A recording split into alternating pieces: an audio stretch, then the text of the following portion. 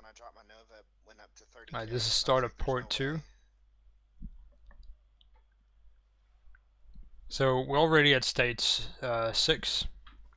This one I usually dread a lot because on the boss round, depending on the way you do it, I sometimes have to carry around 6 or 7 enemies, which it kind of sucks, to be honest, because I have to dodge roll the boss at the same time. You can see here they already know where the things are gonna spawn.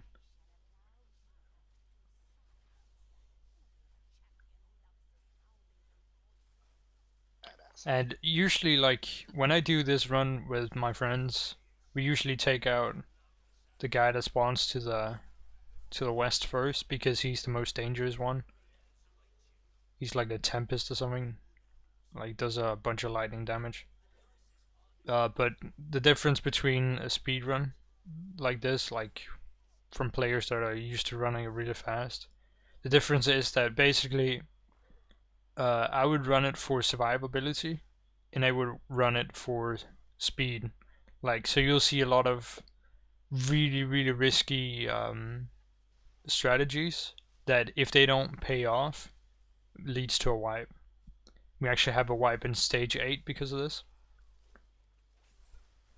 It's just like the mentality of doing that is just something I cannot get used to.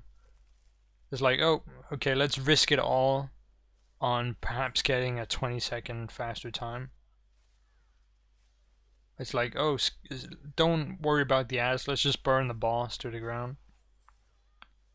I mean, if you do it on every single stage though, it adds up and gives you a faster time. But I just kind of hate it, to be honest. I think it's really stupid. They should have some kind of penalty for dying, I think. And then like vary it out so it's worth less points if you wipe, basically. I just think it's kind of silly the way it works right now. It's all about speed and not so much about finesse, skill, survivability, as it should be, as it was before.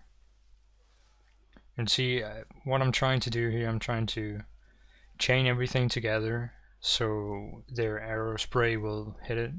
Dodge. You can see right here that's one of the mechanics of this stage here. The archers with the green arrows. You can actually chain these, I figured out. Which helps because it gives you a little longer time to kill them. Because if they're in the middle of their green arrow animation, that will basically just cancel it. But yeah, I'm trying to chain things together and taunt it at the same time, but you will see me failing at that multiple times in the next stage. It becomes very difficult when there's a lot of ads. You can see just before I couldn't chain that one archer because the way that this particular healer is DPSing is spamming the shards, but they act as crowd control and therefore makes the target immune to getting chained. Okay, so we're actually coming up to the boss fight here. You'll see one of the DPSs go down immediately. This is because he's very close to one of the ads that spawn, and sometimes when they spawn they come out swinging. Like, even though I technically hit the target, I didn't get the attentions because they were doing the more damage to it. And I think what killed the other guy was an attack that wasn't interrupted. Like, I'm not sure at this point, like when I ran with these guys, I wasn't sure if I was supposed to interrupt the boss or the healer was. Usually when I run this, it's usually the healer that interrupts the archer boss, because she will one-shot you with some of the charged attacks. Here you can see the healer drop down his Nova, which does a lot of damage, and he gets really high numbers because of it. And I was basically just grouping everything on top of his Nova. See right there, the boss goes down, and then we just have a few ads. It's very simple. But I mean, at the same time, these are really good people. Even with two of the DPS is going down, we still managed to do a very nice recovery. Okay, so we're on to stage 8. Stage 8 is, well, it's something, like there's a lot of really annoying ads in this one. You can chain pretty much all of them except the very large Daedrus. For some of the casters though, there's a Pyromancer of a sort that when you chain it in will technically just, well, not technically, but will drop a Cinderstorm on top of itself, which is very annoying. You will see that a few times. And I think you'll see Gilliam die twice here, because I forget to taunt some of the two-hander guys. You see again, I'm just trying to group them together. That right there is one of the two-hander guys. Just in case. Like, they'll do a chain similar to the Sword Masters in stage 5. And I'm just chugging potions and taunting and chaining the best I can. It is very difficult to tank that DSA, I think. You have a very effective taunt, the Inner Fire, but at the same time it's way too expensive. It's just, it makes no sense. It costs, I think, 2.5 times the amount of the puncture taunt, which pretty much is way better. Like, you can see the Cinderstorm I was talking about, but like the puncture in itself is way better than the Inner Fire, but the Inner Fire has the advantage that it's ranged. There's also a few illusionists on this stage here. You'll see a few more of these in the following stage. No, actually in stage 9 it is. You see Gilliam here goes down because he got killed by Steel Tornado. But the illusionists are kind of annoying and something to watch out for when you're tanking, because they will fear you, and a fear will go through a block. You can dodge the fear if you see it coming, but more often than not you just want to chain them close and bash them down. You see right here, that's a bash. You are holding a shield, you have cost reduction on your bashes, so it's silly not to do it, not to utilize that feature. I mean, these guys with the shields will put a reflective scales on them, similar to a Dragon Knight. You'll be familiar with this either if you're playing Dragon Knight or if you're playing against Dragon Knights in PvP. They kind of changed the reflective scales though, so it will no longer reflect your own taunt back at you, which was a very big problem before, because you had to get in close. You couldn't hit them with anything that was ranged and single target basically. Also, if you're a DPS, you want to watch out for the reflective scales, because multiple times I've run with people just killing themselves on the enemy because they were reflecting their own snipes and crystal shards and such.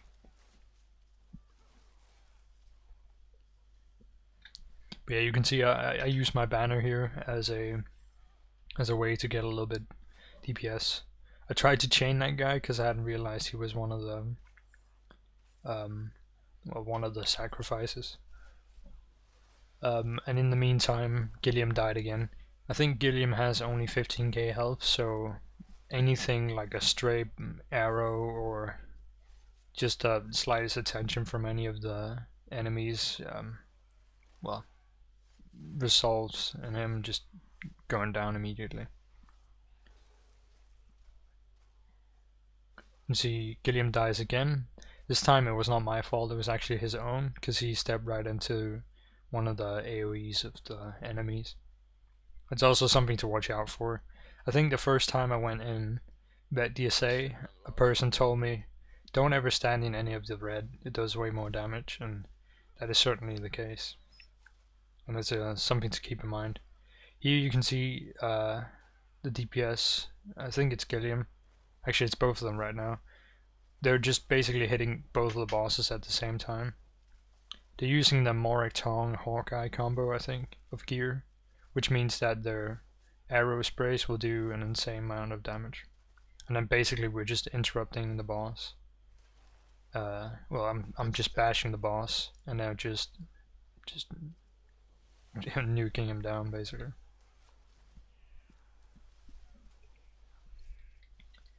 It's a very quick boss fight, this one. Usually it takes a while, because the most well, the safest way to do it is technically to take out a boss at a time. And I've run with some people where we did that tactic, but they forgot to kill the sacrifices, and this left to a wipe, because the sacrifice turned into a harvester, and then the harvester does its unblockable stun, and he did it on me, of course, and I couldn't do anything while my entire group got slaughtered, so it's pretty bad. So that's a good example of how risky tactics are not always the best, or well, if you fail at doing them exactly like they're supposed to be done, or if you get shitty RNG, it's usually game over. You'll see that same thing happening on the boss fight of this stage. Something that's really annoying on stage 8 are these cryomancers. Not exactly sure what they're called, but just the guys that do frost magic, because they will drop down a barrier that will, like, pretty much all your single target attacks will hit the barrier if anything's close to it, which means I can't chain the enemy because I keep chaining the barrier, which is really annoying. So there's a few ways you can do to get their attention. You can hit them with something, have them drop their barrier, and then walk away so they'll follow you, because they will get out of range of the barrier. See, here's another frost guy. I'm just holding him close so they can area him down. There are a lot of really annoying things that can happen on this stage here. And you can see my job right here is to keep everything together while I simultaneously group everything and try to stay alive. It's really annoying, because you'll have those big guys following you around for the large majority of the time, which makes it really annoying to taunt anything, because they just take priority sometimes, like target priority.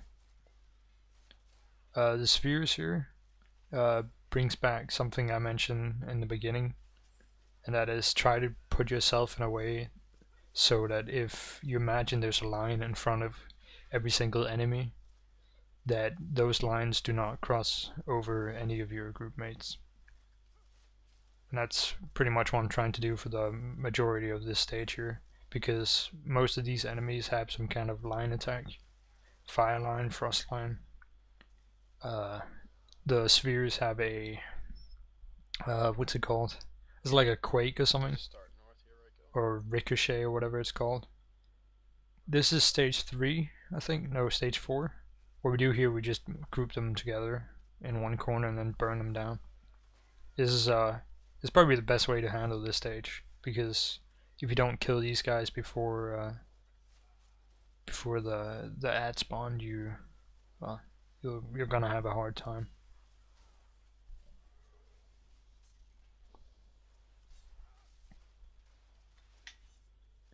See, now the ad spawn, and here you'll see me move over away from the group, chain everything over here, taunt everything. And this is exactly what I told you about, where if you imagine there's a line protruding from all your enemies, just point it away from your group by stepping away from them. There's the frost mage. You can see to the very right, he dropped his barrier very quickly and then walked away from it, which is a very neat outcome.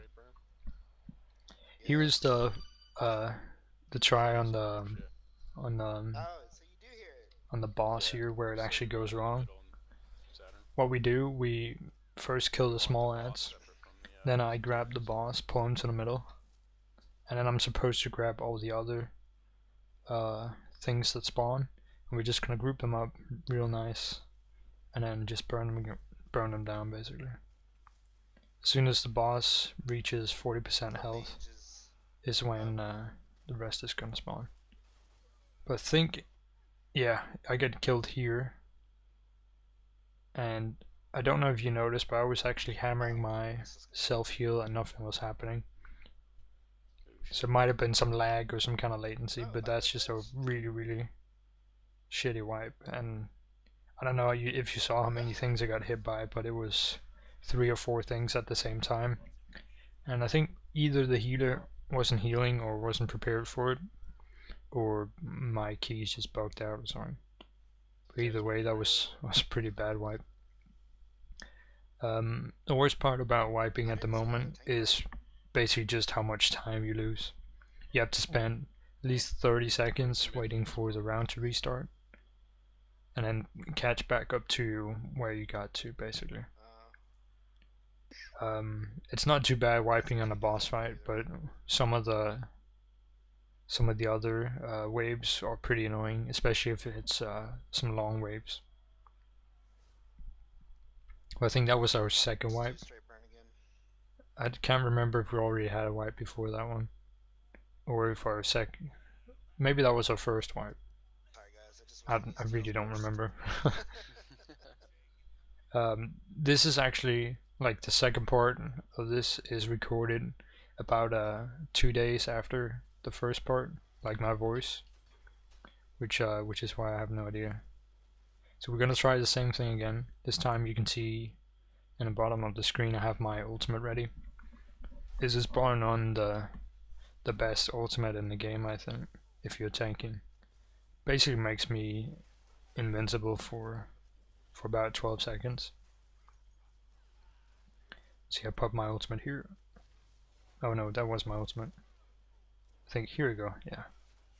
Basically, with the magma armor, every attack will do exactly 3% of your max health, which means that unless you take what is it, 34 hits without being healed, you'll die, or you'll survive, basically. And if I can keep healing myself, it's gonna be fine. See, I go down here because I didn't get any heals at all. Now I had one of the circles on me. But they managed to kill him, and then we just res up, and that's it. It's not exactly the cleanest execution of this stage, but that's just what happens sometimes.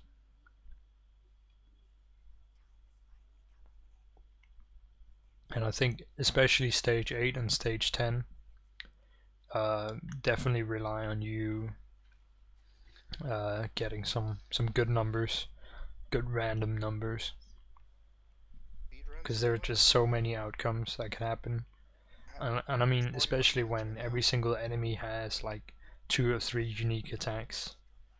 If the moon and stars collide in the correct way, you might get really lucky, but otherwise it's just a combination, like a recipe for disaster. We should be able to finish this right at. See, again here the healer is just spamming his shards, because they can actually hit the portal before it materializes into something. Here you want to watch out for the ranged adds. You have 3 types on this one. You have the race that will do ice damage and ice lines. Then you have archers similar to stage 5 it is, where they'll do a big AoE. And then you have the illusionist that will do a ton of different attacks. They'll do a crystal shard similar to a sorcerer. They'll do mines similar to a sorcerer, and then they'll do fear, which is pretty, I mean, it's just a lot of really bad attacks that will just hurt you a lot. Here in the second wave we go over to the left, because it spawns the majority of the ads over here to begin with, while the healer takes out the one that spawns up north. This is something people have discovered is the fastest way to go through this stage. I think I'll drop my banner here in a second. Yeah, there we go. Now, a Dragon Knight has some really overpowered passives. For example, you have one where you get health, magic, and stamina back when you activate an ultimate, and then you get more more returned depending on how expensive that ultimate was. And I don't know if you can read the chat bubbles, but they're putting out some really big numbers. I have someone getting messages in the background. Here what we're doing, we have no one go down, and we basically just burn the mini boss. I use my pierce armor because it works a little bit like what's it called? Like one of the mark targets. The mark target ability that the Nightblade has. In the fourth stage, we do the same thing. This one is a little bit harder to burn down, but I think the healer ends up dropping his Nova, which helps a lot, because it will actually also hit the target even if he's in the portal. So see right here, that goes to Nova, and I'm more preoccupied with these guys, the illusionist, because you can see fortunately he targeted me with his crystal shards. Otherwise, I would like someone else would have died basically. Dude, fucking Gravity Crush alone is so fucking powerful. And here they're talking about how the synergy for Lenova is really powerful. Synergizes it? Man. Now for stage or wave 5, the boss stage or boss fight. I mean, we have one DPS go down, the rest stays up. One of the highest hitting ults for synergy.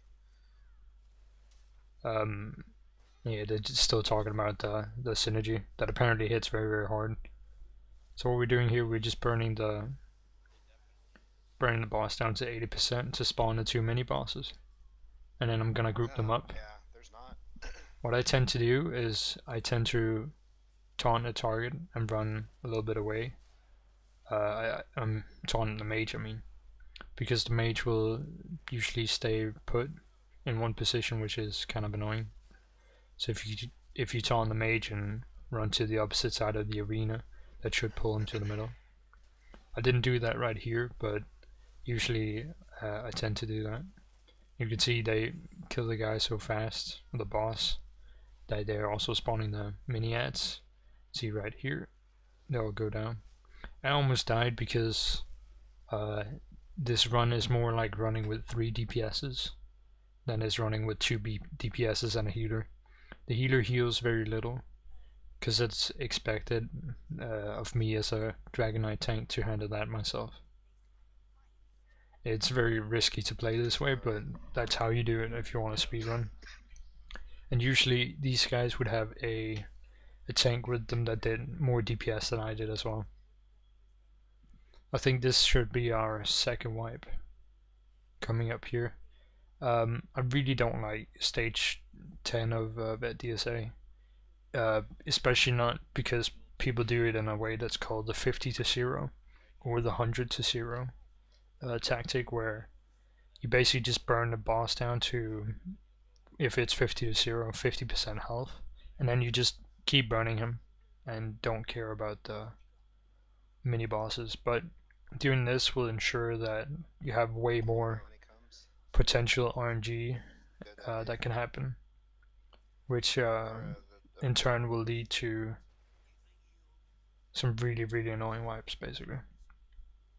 And here what they're trying to do is they're trying to hit the boss for as much damage as they can before he does his first fire, because that way he'll be easier to burn down, and that way they'll also have more resources to continue to burn.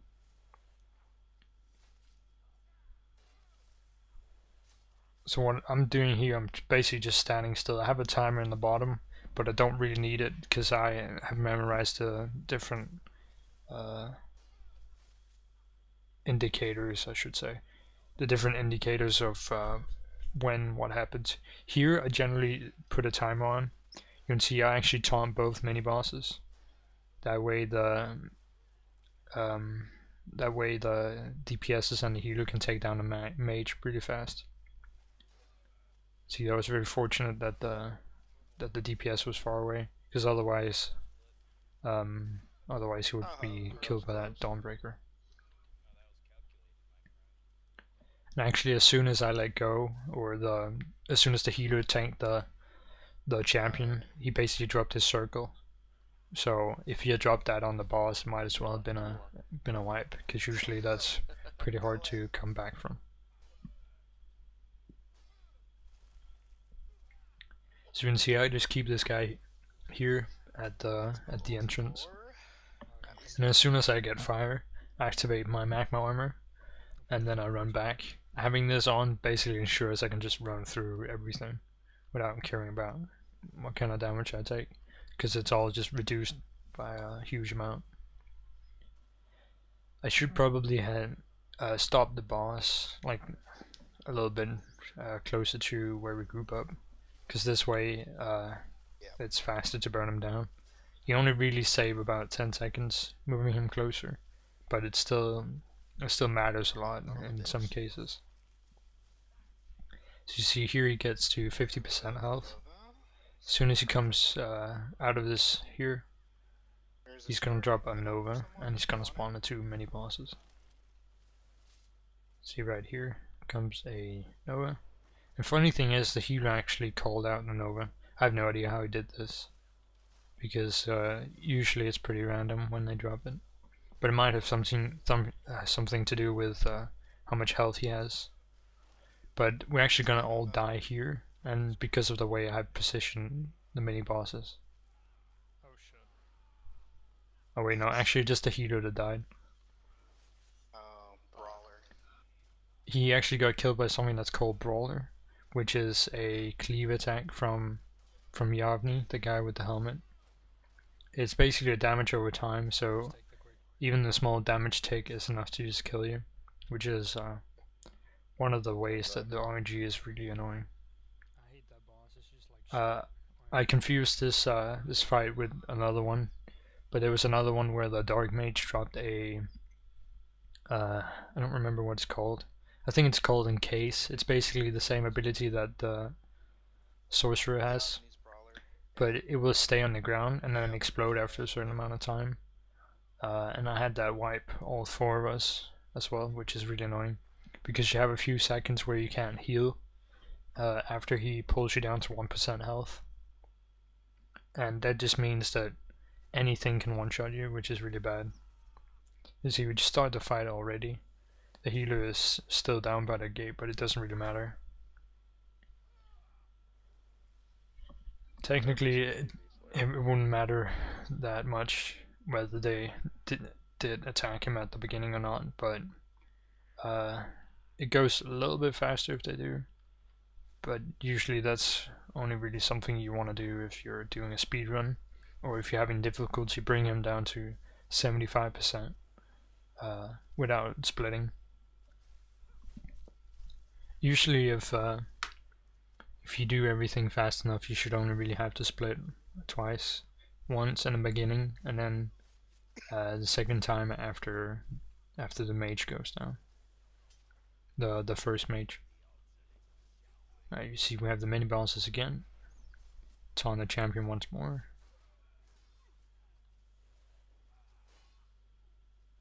I taunt both of the mini bosses as well, just because that way I won't the fire line won't go towards my group basically. And here I'm trying to position myself so the healer can pick up the champion quite easily, and then I just go back to the gate again. I had a run a few days ago where we ended up having to kill the Dark Mage because for one reason or another the Dark Mage kept killing us whenever we got pulled in and lowered down to 1% health, it's really annoying. I think if you're having trouble with the stage 10 with the RNG killing you every time you're trying to do the 50 to 0, killing the Dark Mage is a really big help. You can see here the fire liners go down pretty fast. This stage has become a lot easier since they lowered the health of the astronauts and the fireliners. A friend of mine called Omiak actually did a run where they didn't split at all. I'll try to see if I can find the video, and I'll link it in the description. It's a very interesting video. It's basically during the tactic you would do in normal normal DSA. Normal vet. The tactic you would do in normal DSA on the last fight, but then done in vet DSA.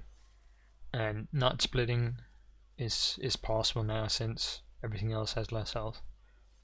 See, here comes the mini bosses. What I try to do here is I try to taunt him and then point him away from my group. We get pulled into the negate. And now here it's basically just a matter of splitting out so we don't get killed by the fire or killing the boss fast enough. And that's it. I think we got 10,000 something score. Yeah, 10,184, which is a pretty decent time, or pretty decent score, I should say. But the funny thing is, if we hadn't wasted time having stupid deaths and such, it wouldn't actually have been that. It would have been a lot more. Like, we probably wasted about 10 minutes wiping and such. So we'd had a score that would have been a lot higher. But yeah, I mean, that was basically just a video of how crazy fast a group can go through. I mean, there are probably videos out there going way faster without wipes and such, but this is just an example I have from my own perspective. I personally think that the scoring system is still really stupid and should be changed, but that's I guess that's just my point of view. Anyway, thank you for watching. I hope you liked this video.